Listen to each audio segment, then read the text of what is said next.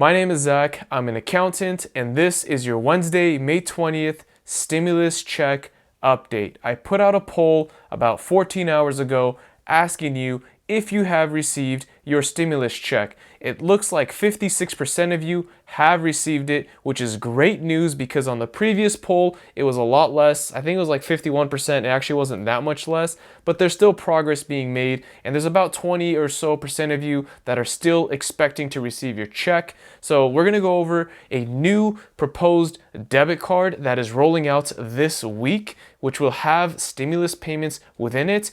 The IRS is now accepting phone calls, which is great news for a lot of you that have questions that have not been answered, but it's also bad news because you know the wait time is going to take forever to get your questions answered, but hey, at least they have a phone number to call now. So before we get into the details of this card and the hidden fees associated with it, please drop a like if you enjoy these types of videos, as it lets me know what type of content to make for you in the future. And if you're not already subscribed, hit that subscribe button with the notification bell so you see when the next video comes out. Alright, so the IRS set a deadline on May 13th for you to enter your direct deposit information. If you did not do this, then you should be scheduled to either receive a check, or if you're one of these 4 million Americans receiving the debit card, then you should expect to receive this prepaid debit card in the mail. So who exactly gets this debit card? So as we know, there's 4 million Americans receiving this debit card, and the only details we have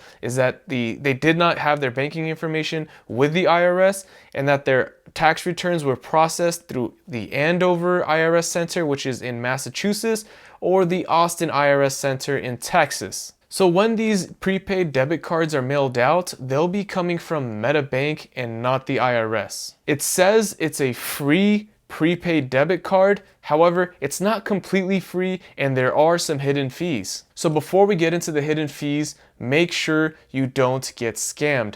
I am on the EIP card website, eipcard.com. This is for anyone expecting to receive this card. Be sure to check out that website. There's a frequently asked questions section. It's very helpful. But anyway, this is how your EIP card should arrive. Your EIP card will arrive in a plain envelope from Money Network Cardholder Services. The Visa name will appear on the front of the card.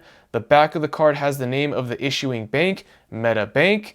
NA information included with the card will explain that the card is your EIP card.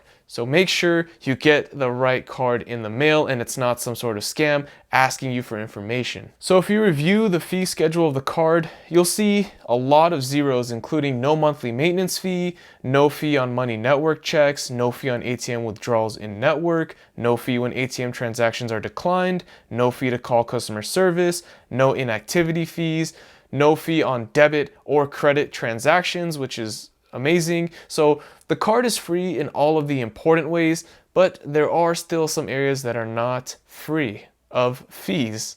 So the first fee to look out for is the ATM out of network withdrawal fee. There's a $2 fee if you use an out-of-network ATM for the second time and or more uses. The best way to avoid this is to simply use the EIP ATM locator and use an in-network ATM where you can withdraw as many times as you like with no fee. If you received a large stimulus check, it is unlikely that you'll be able to pull out all your money at once, since ATMs only limit you to a few $100s per day. Also beware that this $2 fee from the EIP is also on top of whatever the ATM decides to charge you.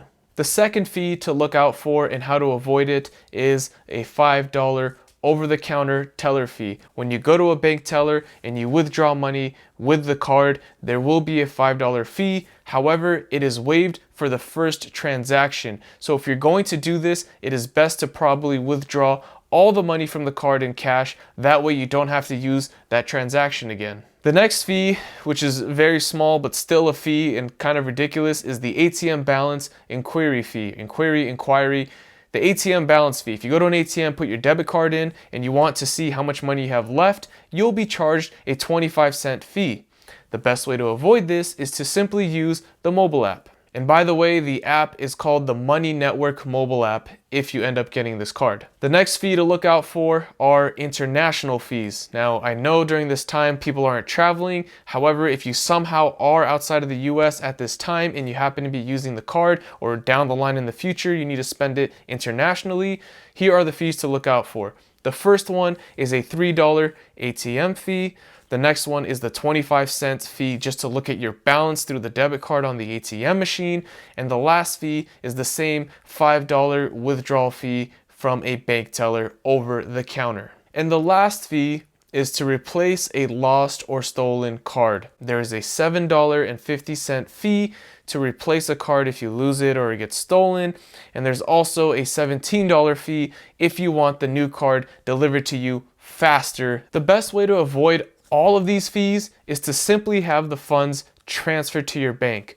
Once you get this prepaid debit card, you can simply go online, transfer all of the money to your bank account, and now you don't have to worry about ATM fees, lost or stolen card, or anything.